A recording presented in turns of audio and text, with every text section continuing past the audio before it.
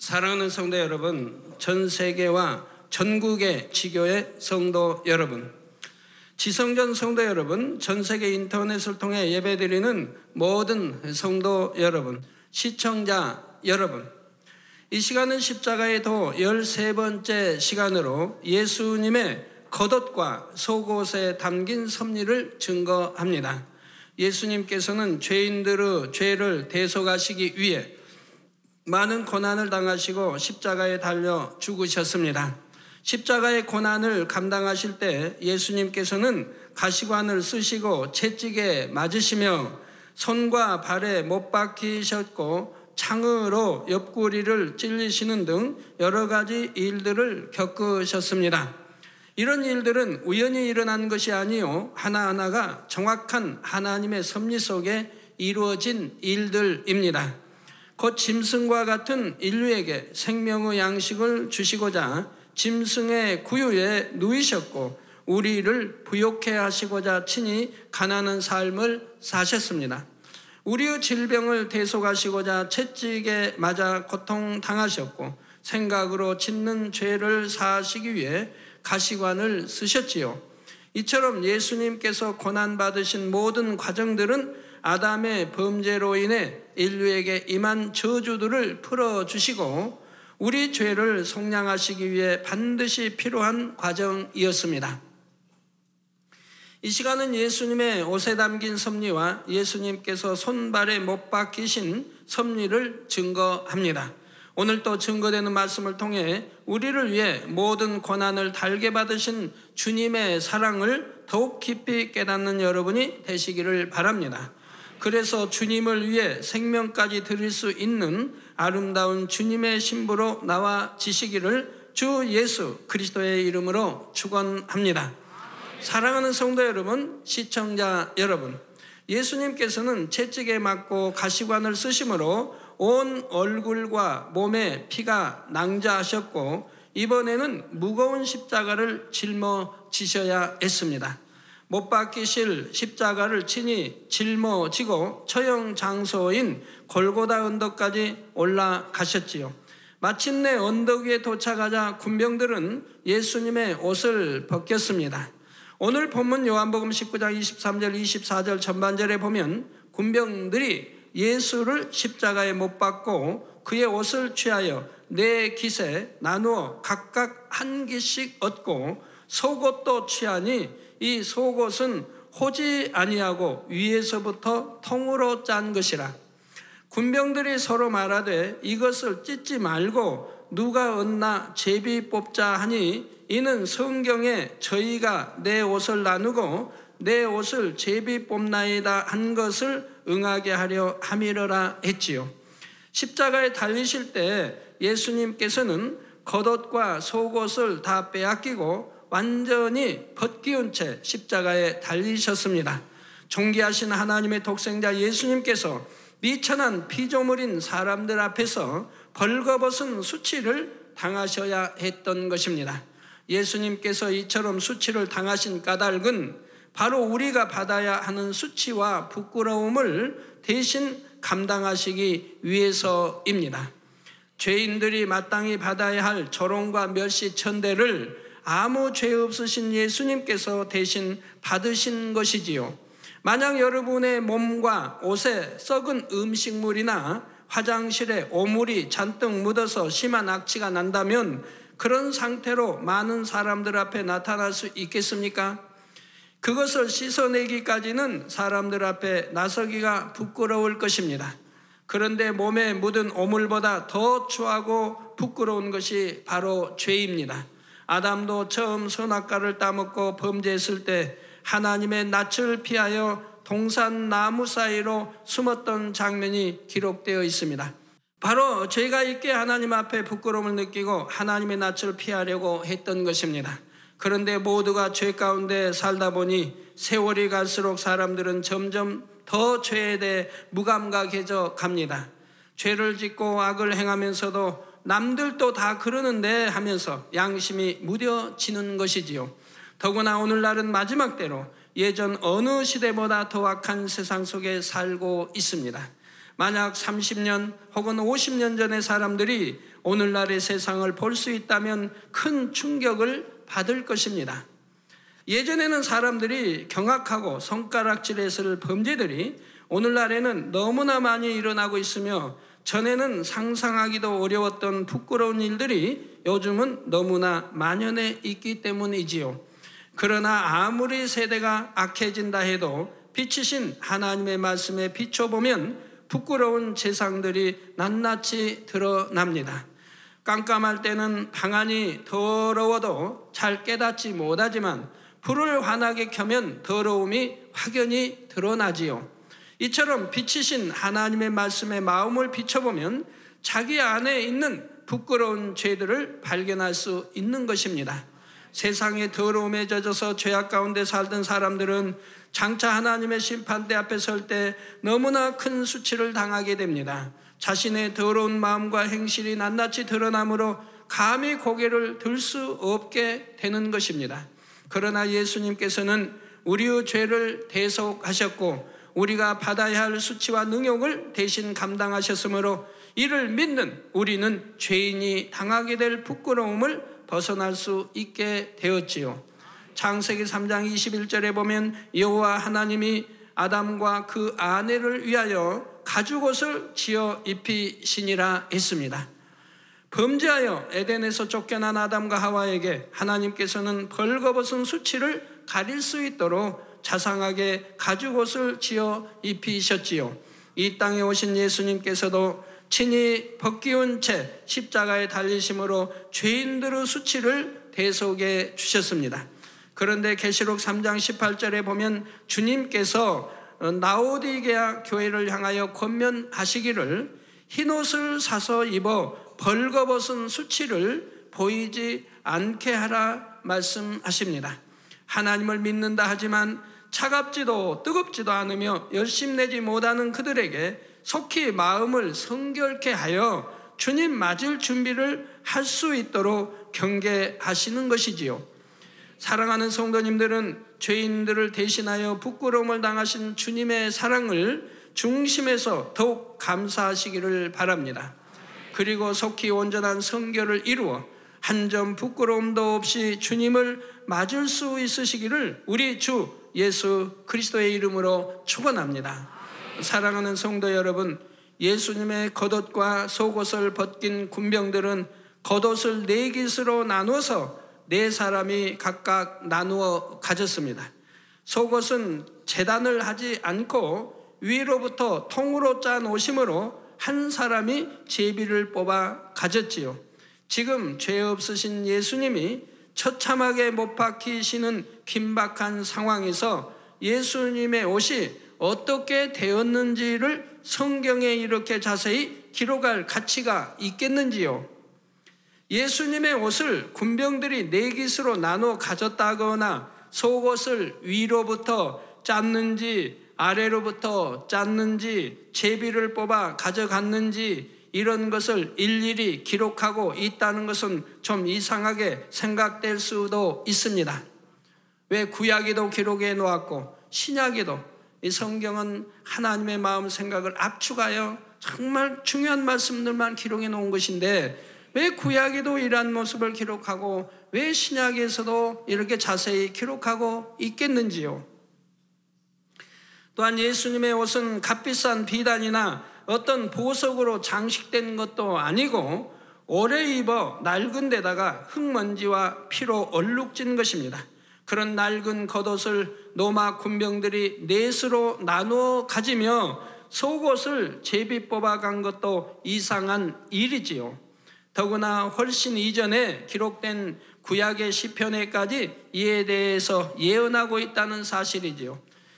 시편 22편 18절에 내 겉옷을 나누며 속옷을 제비 뽑나이다 했고, 오늘 본문에는 이는 성경에 저희가 내 옷을 나누고 내 옷을 제비 뽑나이다 한 것을 응하게 하려 함이러라 하여 이 예언이 성취되었음을 설명하고 있습니다.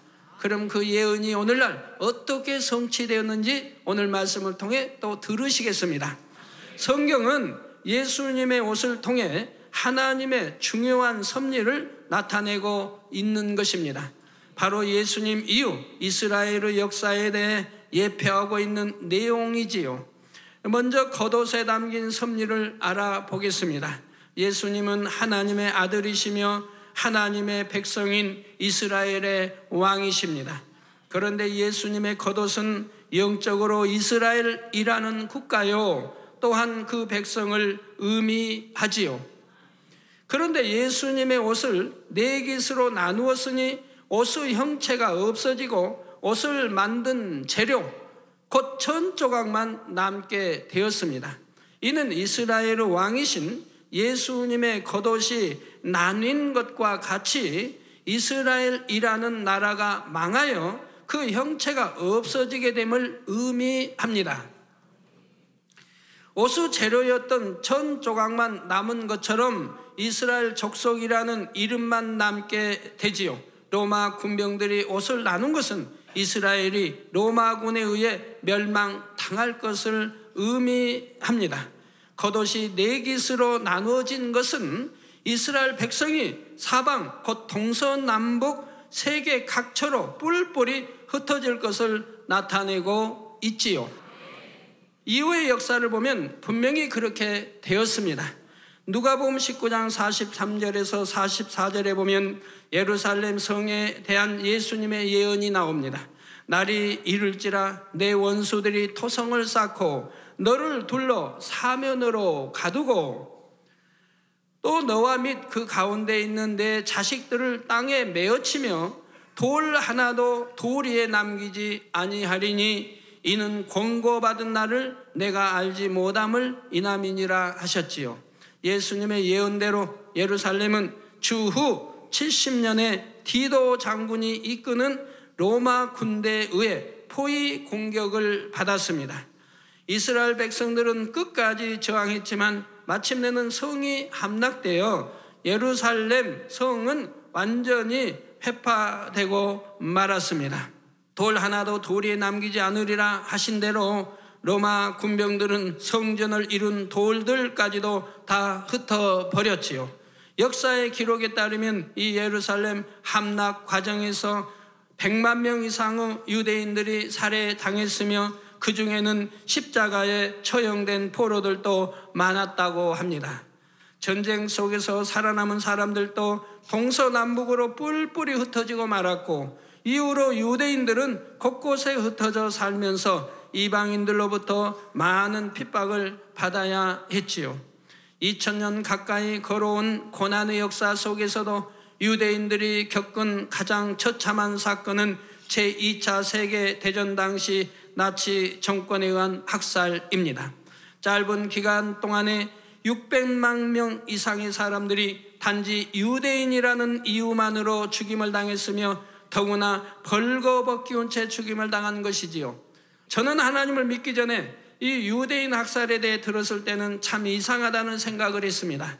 보통의 경우는 사형수를 죽인다 해도 깨끗한 옷으로 갈아입히기 마련인데 이들은 수많은 사람들이 동일하게 입던 옷까지 벗기운 채 죽임 당했으니 기이한 일이라 생각했던 것입니다.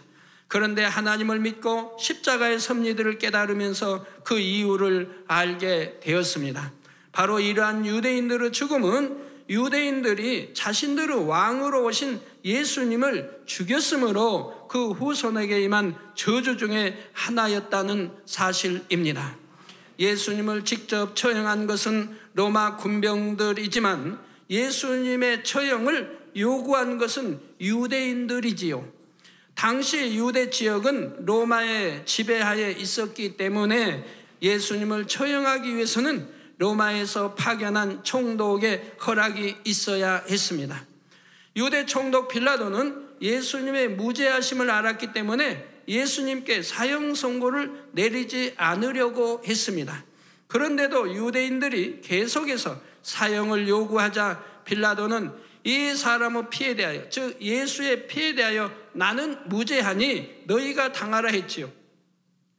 자, 그럼 나는 무죄하다면 무죄할까요? 이 권한, 사형을 할 수 있는 권한은 바로 이 빌라도 총독에게 있는데 백성들의 압력에 의해서 사형받지 않은 죄인이 아닌 줄 알면서도 사형 언도를 내렸으니까 이 죄는 첫째로 빌라도 총독 또한 이렇게 내어준 유대인들에게 있는 것입니다. 그러나 빌라도 총독은 나는 무죄하니 너희가 당하라고 지금 말하고 있습니다. 그 사형 판결은 내려준다 해도 무죄한 사람을 죽인 죄의 보응은 이스라엘 백성들이 당하라는 것입니다. 이에 마태복음 27장 25절에 보면 이 말을 들은 유대인들이 그 피를 우리와 우리 자손에게 돌릴지어다 합니다. 자, 그러면 바로 우리와 그래서 그들의 세대, 그들이 사는 그들의 세대에 그들에게 이 피 흘림이 있었던 것을 알 수가 있습니다. 로마 디도 장군에 의해서 예루살렘 함락되고 100여만 명이 죽임을 당하게 되고, 그래서 그들 때에도 또 우리 자손에게 돌릴지어다 한 대로 우선 그들 자손들에게 계속 피 흘림의 역사가 있었던 것을 볼 수가 있습니다. 잠언서 18장 21절에 보면 죽고 사는 것이 혀의 권세에 달렸나니 혀를 쓰기 좋아하는 자는 그 열매를 먹으리라 했습니다. 자, 유대인들은 역시 자신들이 고백한 그대로 보응을 받게 되었던 것입니다. 2차 대전 당시에 대량 학살을 당하면서 기이하게도 벗기운 채 죽임을 당했던 것도 예수님을 죽인 방법 그대로 보응을 받은 것이지요. 유대인들은 우리와 후손들이 예수님의 피값을 당하겠다 하는 고백대로 오랜 세월 동안 혹독한 고난의 역사를 살아왔습니다. 성경에 보면 반드시 피값을 찾는다고 하죠. 그래서 창세기도 보면 가인이 동생인 아벨을 죽였을 때 그 피가 소리치는 걸 봅니다. 바로 피값을 반드시 찾는다 이 말입니다. 그 고난의 역사가 바로 예수님의 겉옷을 넷으로 찢은 사건 안에 이미 예표되어 있었다는 사실이지요. 다음으로 예수님의 속옷은 호지 아니하고 곧 여러 개의 천을 바느질하여 만든 것이 아니라 위에서부터 통으로 짠 것이라 했습니다.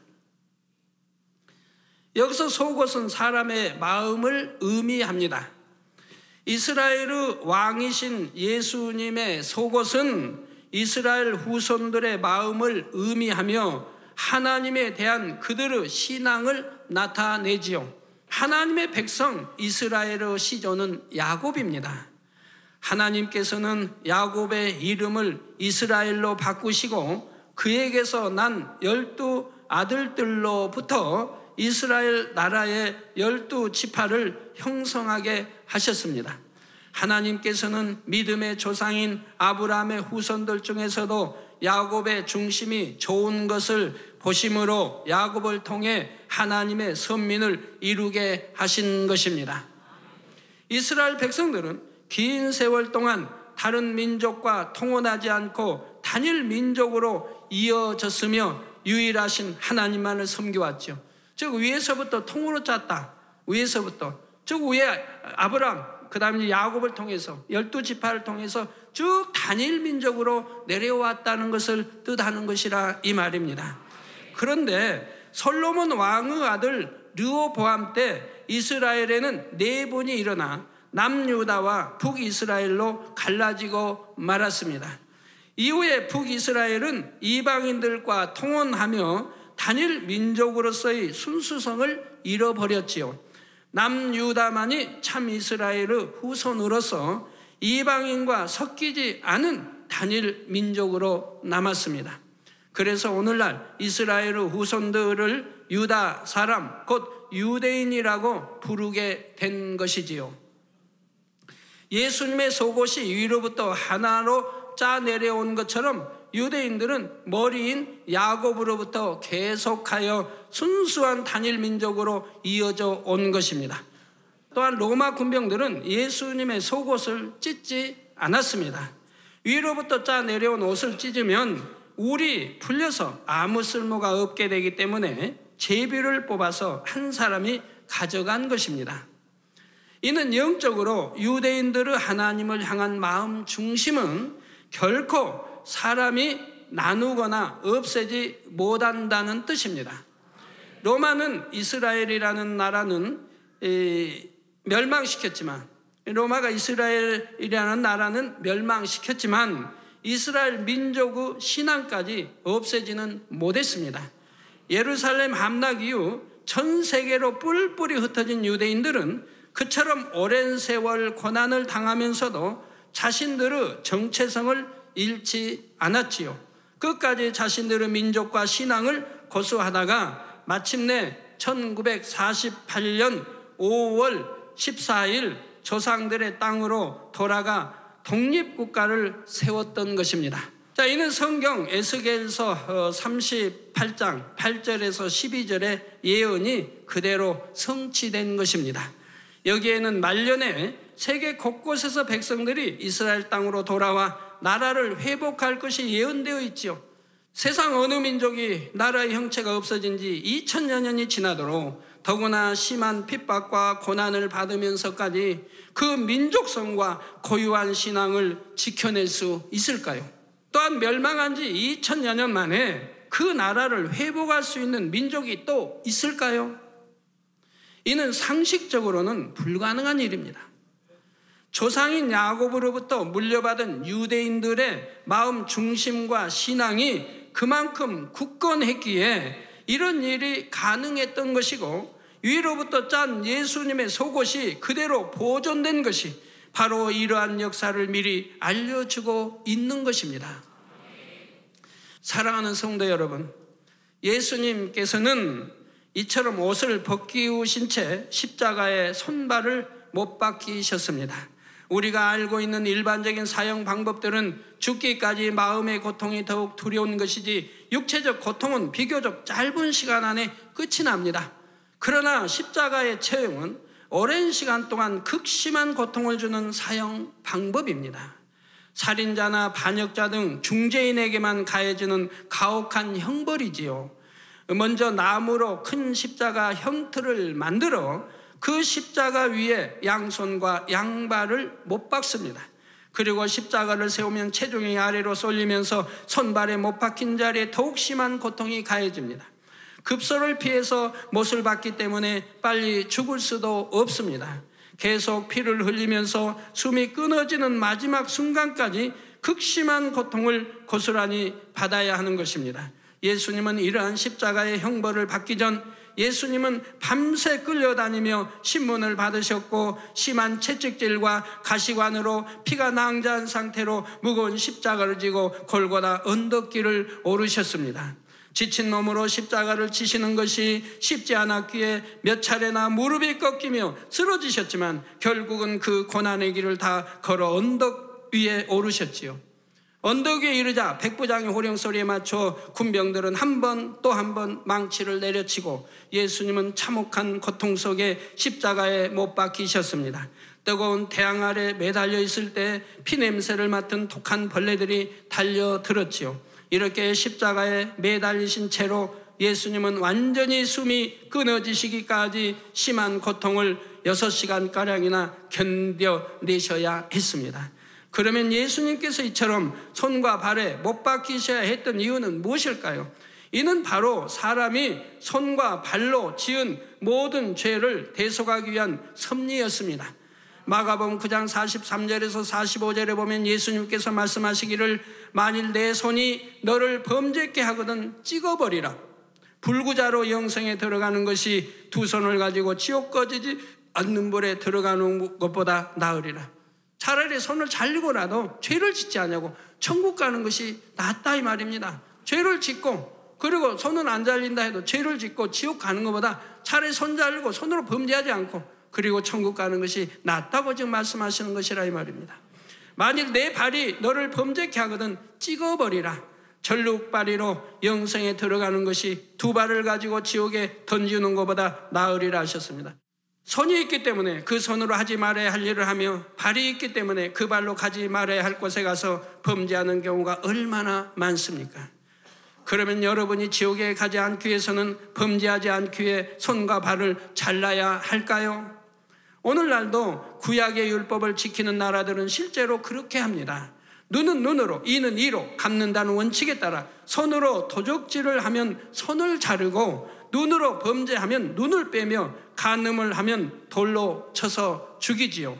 그러나 예수 그리스도를 구세주로 영접한 자녀들은 그럴 필요가 없습니다. 손발을 자르지 않아도 회개하면 용서받을 수 있고 성령의 능력으로 죄를 버릴 수가 있습니다. 이미 죄 없으신 예수님께서 양손과 양발에 못 박혀 피 흘리심으로 손발로 범하는 죄를 대속해 주셨기 때문입니다. 또 마가복음 9장 47절에는 만일 내 눈이 너를 범죄케 하거든 빼어버리라. 한 눈으로 하나님의 나라에 들어가는 것이 두 눈을 가지고 지옥에 던지는 것보다 나으리라 하셨는데, 예를 들어 간음한다. 눈으로 보기 때문에 간음하지 않습니까? 눈으로 짓는 죄는 결국 보고 듣고 느낌으로 생각 속에서 짓는 죄입니다. 이것은 이전 시간에 설명한 대로 머리에 가시관을 쓰고 피 흘리심으로 대속해 주셨기에 우리가 눈을 빼지 않아도 되는 것이지요. 이처럼 우리의 죄를 사하시고 지옥불에서 구원하시기 위해 예수님께서 이 참혹한 십자가의 고난을 친히 당하셨다는 사실입니다. 그래서 이러한 것을 믿는다고 하면, 어떤 사람들은 주를 믿는다 하고 입술로는 회개한다고 하면서 여전히 죄 가운데 살고 있습니다. 하나님께서는 이런 회개는 거짓말이라 하십니다. 정녕 이런 걸 믿는다, 그래서 하나님의 사랑을 알고 우리 주님의 이 크신 사랑을 알고 감사한다고 하면, 믿는다 한다면 절대로 이런 죄들을 짓지 않는다 이 말입니다. 육체의 일들을 행하지 않는 것이라 이 말입니다. 왜? 구원받지도 못하는 거예요. 지옥 간다고 돼 있는데 이런 일을 믿는다면 어찌 행하겠습니까? 육체일은 현재 아니하면 육체일이 뭔지도 잘 나와 있고요. 그래서 믿음의 1단계나 2단계 있는 분들은 아직 그 육체일을 행한다고 해서 지옥 가는 것은 아닙니다. 그분들 어린아이 신앙일 때 모른다 이 말입니다. 잘 몰라서 아직 믿음이 없어서 죄를 짓기 때문에 말씀을 통해 늘 변해가면서 믿음 1단계에서 2단계 들어가고 한다 이 말입니다. 그래서 그런 때 육체를 행하는 것은 회개하면 용서를 받는다 이 말입니다. 그러나 믿음의 3단계 들어온 사람은 용서가 되지 않는다 이 말이에요. 왜? 믿음의 1단계를 지나서 2단계 지나서 3단계 들어왔습니다. 저 육체의 일을 끊어버렸습니다. 그렇기 때문에 믿음의 2단계 들어왔습니다. 2단계 들어와서 육신의 생각을 버렸습니다. 그래서 믿음의 3단계 들어왔습니다. 이제 믿음의 3단계 들어온 사람은 육체의 일이나 이런 것들을 행하지 않는다 이 말입니다. 그러니까 믿음의 3단계라 이 말입니다. 그래서 이제는 젖 먹는 신앙이 아니라 밥 먹는 신앙이 됐다 이 말입니다. 이렇게 밥을 먹는 신앙이 되었으면서 다시 젖을 먹는다고 하면 이건 사람의 가치를 잃어버린, 하나님의 자녀로서의 가치를 잃어버린 사람이라 이 말입니다. 믿음을 저버렸다 이 말입니다. 믿습니다 하는 것이 거짓말이라 이 말입니다. 하나님을 사랑한다는 것이 거짓말이라 이 말입니다. 이런 모든 것을 들으면서도 믿는다는 것이 거짓말이라 이 말입니다. 그래서 이러한 것은, 그래서 믿음의 3단계로 이렇게 들어온 이런 사람들, 이렇게 이제 믿음이 있는 밥 먹는 신자가 육체의 일을 행하면 구원받지 못한다고 성경은 구약이나 신약에 누누이 기록하고 있는 거예요. 어디에 기록되어 있습니까? 여러분 성경 어디에 기록되어 있어요? 예를 들어 신약에 보면, 히브리서에 보면 6장이나 10장에 보면 잘 나와 있지요. 거기는 믿음의 3단계 이상을 말하죠. 저 믿음도 있어요. 성령 받은 체험도 있어요. 하나님의 능력도 맛봤어요. 하나님 말씀도 알아요. 그런 사람들이 짐짓 죄를 지으면, 또는 예수를 다시 십자가에 못 박으면, 회개의 영을 주시지 않으므로 죄 사함이 되지 않으니 구원을 받지 못한다 이 말입니다. 그래서 어떤 사람들은 주를 믿는다 하고 입술로는 회개한다고 하면서 여전히 죄 가운데 살고 있습니다. 하나님께서는 이런 회개는 거짓말이라 하십니다. 요한일서 1장 6절에도 만일 우리가 하나님과 사귐이 있다 하고 어두운 가운데 행하면 거짓말을 하고 진리를 행치 아니함이거니와 했습니다. 저 어두운 가운데 행한 사람은 진리를 행치 않는다 이 말입니다. 그러니까 하나님과 사귐이 있다, 하나님 사랑합니다, 하나님 믿습니다 하는 말은 거짓말이라 이 말입니다. 참으로 믿는다면 결코 그럴 일이 없다 이 말입니다. 또 갈라디아서 5장 19절에서 21절에는 육체의 일을 행하는 자, 곧 행함으로 범죄하는 자들은 하나님의 나라를 유업으로 받지 못한다 했습니다. 이는 곧 구원받지 못한다는 말이지요. 구원받아 천국에 가려면 이런 죄들을 범하지 않아야 합니다. 예수님께서 우리의 죄 때문에 손과 발에 못 박혀 고통받으셨음을 정녕 믿는 사람은 다시 죄를 범할 수가 없습니다. 또 범죄한 것을 마음 중심에서 회개하고 돌이켰다면 같은 죄를 반복해서 지을 수가 없는 것이지요. 죄를 버리지 않고 예전 모습 그대로 사는 사람은 참 믿음이 있는 사람도 아니고 하나님을 사랑하는 것도 아닙니다. 그렇기 때문에 죄를 사랑하고 세상을 사랑하고 세상에 빠지기를 즐겨하고 세상과 짝하기를 즐겨하게 되죠. 그러니 그 속에는 하나님의 사랑이 없다고 분명히 말씀하고 계시지 않습니까? 구원과도 상관없는 사람이지요. 물론 변화되려고 노력하는데도 아직 믿음이 약할 때는 거듭 범죄하는 경우가 있습니다. 그럴 때도 중심으로 회개하고 다시 죄를 버리기 위해 노력해 나가면 하나님께서도 용서해 주십니다. 다시 은혜를 주시고 죄를 버릴 능력을 주시지요. 죄를 버리고 거룩하신 하나님을 닮아가는 것이 사람의 능력으로는 불가능하지만 하나님의 능력으로는 가능합니다. 또한 하나님의 자녀라면 마땅히 죄를 버리고 거룩해져야 한다는 사실입니다. 결론을 말씀드립니다. 사랑하는 성도 여러분, 손과 발에 못 박혀 피 흘리시는 죽음의 시간 동안 예수님은 죽음의 고통을 생각하지 않으셨습니다. 예수님의 고난과 죽음을 통해 어찌하든 한 영혼이라도 더 구원받기를 기도하셨으며 예수님을 못 받고 조롱하는 영혼들을 위해 대신 용서를 구하셨지요. 이처럼 큰 사랑으로 우리를 위해 죽으시고 부활하신 주님께서 이제 구원받은 자녀들을 데리러 다시 오실 때가 가까이 이르렀습니다. 마태복음 24장 32절에서 34절에 무화과 나무의 비유를 배우라.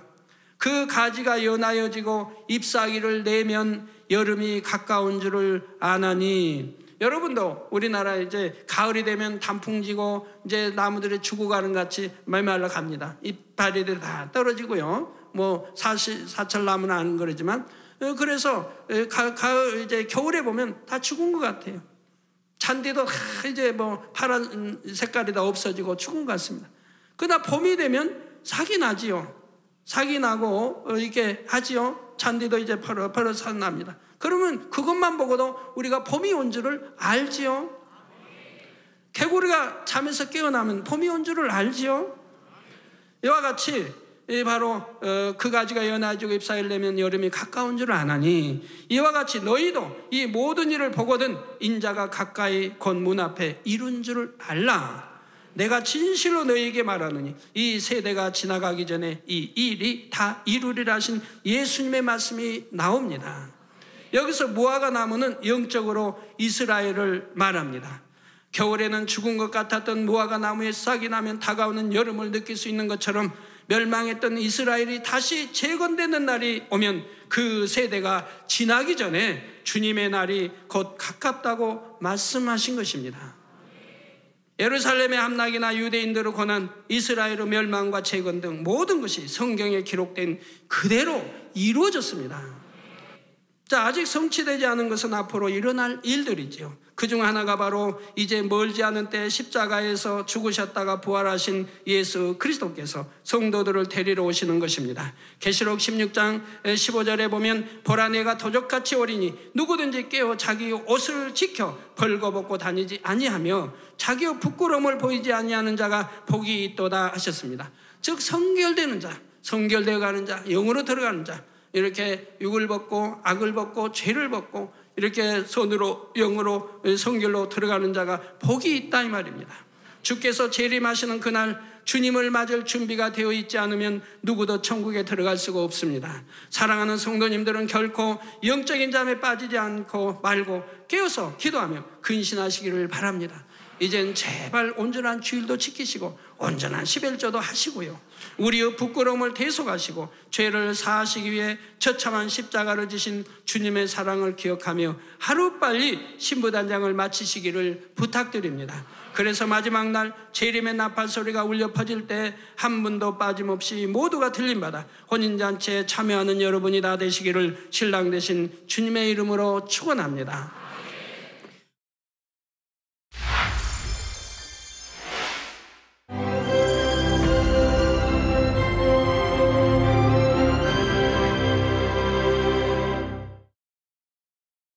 할렐루야. 전능하신 사랑의 아버지 하나님, 이 시간 기도받는 모든 성도님들 위해 안수하여 주옵소서. GCN 방송 시청자들이 인터넷과 화상을 통해 기도받는 지교회와 지성전 그리고 전 세계 하나님의 자녀들 위에도 시공간을 초월하여 역사하여 주시기를 원합니다.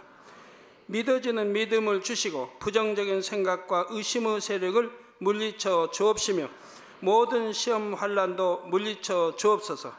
머리부터 발끝까지 오장육부 뼈 마디마디 온몸의 신경 조직 세포 등 아픈 곳마다 성령의 불로 태우시고 근본의 빛으로 역사하여 주옵소서. 예수 그리스도의 이름으로 명하노니 원수마귀 사단 모든 질병 균 연약함아 물러가라. 빛이 임하라. 모든 불치 난치병도 성령의 불로 태워 깨끗게 하여 주옵소서. 말라리아를 비롯한 모든 풍토병도 물리쳐 주옵소서. 감기, 기침, 열, 몸살, 독감 등 각종 유행성 질병도 다 물러가라. 어떠한 유행성 질병균도 틈타지 않게 지켜 주옵소서. 위암, 폐암, 간암, 유방암, 자궁암, 대장암, 피부암 등 각종 암과 에이즈, 백혈병, 뇌졸중, 고혈압, 저혈압, 심장병, 폐병, 위장병, 당뇨, 부인병, 피부병, 갑상선 질환과 모든 염증도 깨끗게 하여 주옵소서. 소아마비, 중풍, 관절염, 디스크도 온전케 하여 주옵소서. 요통, 두통, 신경통을 비롯한 모든 통증은 사라질지어다. 간질, 자폐증, 우울증, 조울증, 노이로제 등 모든 정신질환도 물러가라. 모든 마비된 것도 풀어지고 일어나 걷고 뛸지어다. 눈도 잘 보이게 하옵시고 귀도 잘 들리게 하여 주옵소서. 소경은 눈을 뜨고 기머거리는 들으며 벙어리는 말할지어다. 각종 사고, 후유증도 깨끗게 하시고 부러진 뼈도 붙여 주옵소서. 화상 입은 것도 온전케 하옵시고 화기암 물러가라. 열도 물러가라.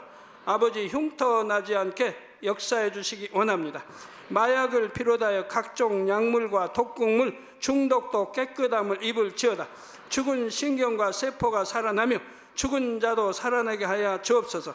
잉태의 축복도 주시기를 원합니다.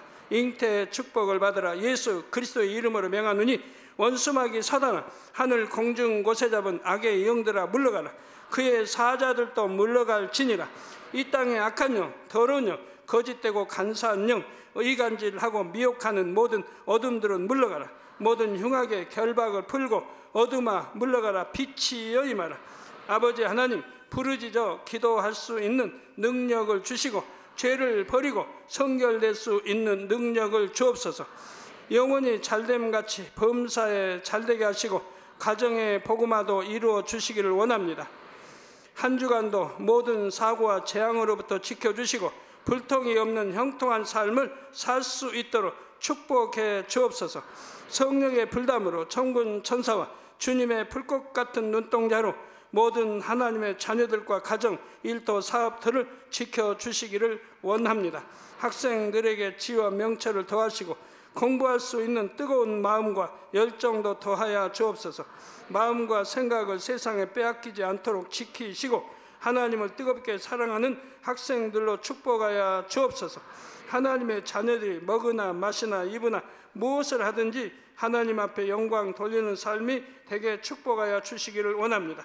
나는 하나님을 만났노라, 체험했노라, 응답 받았노라, 축복 받았노라 간증하는 입술이 되게 역사하여 주옵소서.